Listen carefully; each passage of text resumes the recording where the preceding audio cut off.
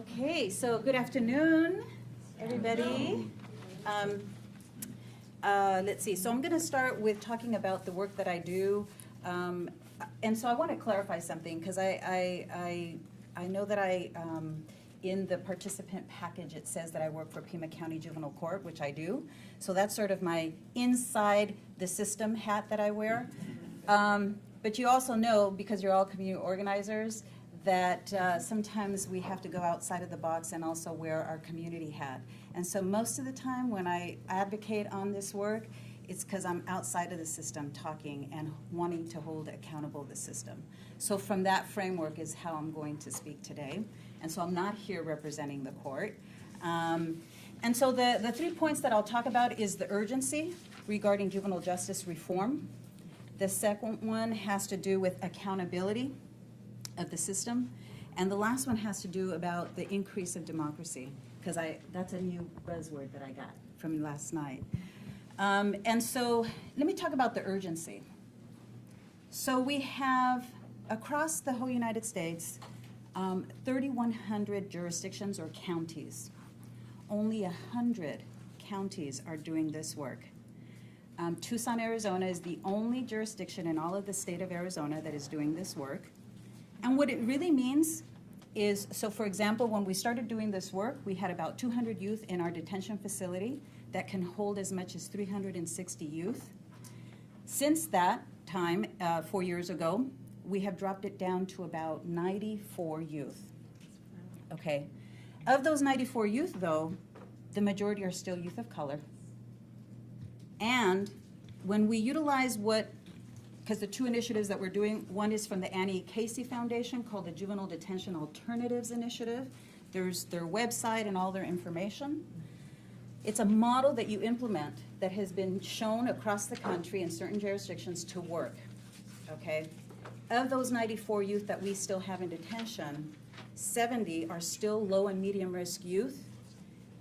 20 are the high risk. And we've always said that high risk youth are the youth because we use an objective risk assessment instrument. So we say those we will not touch. There are some youth that need to be in detention. But of those 70 youth, the low risk are supposed to be outright released. The medium risk are supposed to be released to alternatives to detention in the community, run by the community, by people that look like our kids. And when we say in the communities where these kids live, okay? So for the fact that we have courts across the country, the least accountable system probably in our country, to know that there are models that can be implemented to reduce not only, or should I say to increase the appropriate use of detention, and to then start poking at the disproportionality of youth of color, to know that there are models that work and to not implement, that is a major question that has to be asked. Because for every day that we hold a youth in detention, it's $175 in our detention facility. But yet to implement an alternative to detention only costs from $25 to $50. So there's an urgency. And when we say youth of color, because up until about maybe 5 years ago, when we said youth of color and you read any of the literature, it meant, and you would see data of white youth compared to African American youth. You rarely ever saw any data that said anything about Latino youth and or Native American youth. And so the invisibility of that other sectors, particularly for the Southwest or the West Coast. And furthermore then, the urgency that besides the fact that it's our youth, that each and every time one of our youth sits 1 foot for 1 second in our detention facility, they get further and further behind. Okay? So for me, the urgency is a major issue. Accountability. We're data-driven, so it's not like anecdotally I'm standing here before you and telling you these numbers, or that we could go to any jurisdiction and ask for the numbers and see anything different. I can almost guarantee you any single state across the country will probably have the same numbers of mainly youth of color in the juvenile justice system. That there are models that show that these models work, but yet why do our court systems refuse to implement them? That there's evidence-based practices that state that if you hold a low or medium risk youth in detention, that there's a 50% chance that he or she will recidivate, okay? And last, that as these models have been developed, there was the assumption that a lot of courts, juvenile justice systems and stakeholders would take on these models and actually implement them. And the fact of the matter is that, like I mentioned as I opened, there's only 100 jurisdictions out of more than 3,100 that have chosen to be courageous and visionary in actually doing this work. So that's the place where I come in and saying and interjecting that in terms of policy, that community organizing be a central and focal point of part of this work, because it's actually youth and parents, particularly youth and parents who have been in the system, that will know what it means to be working and the urgency to work on this issue.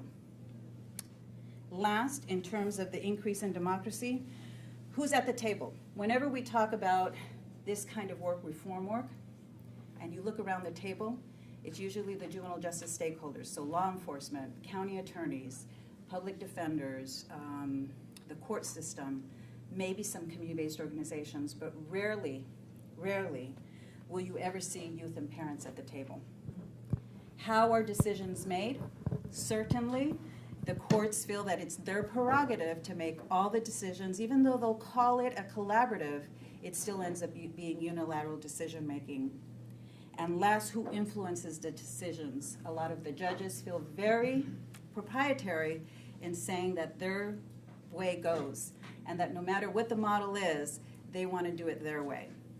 And so it's in terms of when I think about the ideal world, is that youth and parents would be straight in the tapes, central to the table, helping, and that you'd open up the decision making so that it's everyone inclusive in the decision making process. And last, that you would make that special effort to include in the way that the mental health system, NAMI, has learned to bring in youth and parent and consumer input, that the juvenile justice system just as well also needs to have that kind of input. And so that's my 10-minute little piece. Yay. Okay? Let's stand up for a second.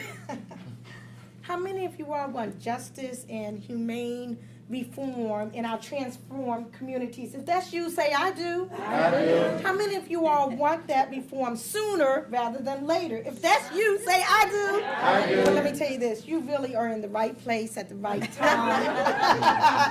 We have the right leader, the Praxis Project, and we have the right people around the table. Everyone who is here right now with us today, to have this justice reform sooner rather than later. But what we need in order to effectualize that is to have a dramatic, and I mean a dramatic, shift in policy.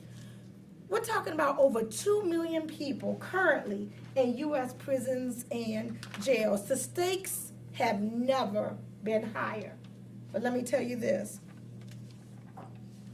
With the Obama administration, the opportunities have never been brighter. Okay? North America's, the United States, actually, love affair, shall we say, with mass incarceration is not only staggering, it's unprecedented. Both here in the United States and amongst industrialized nations in the world.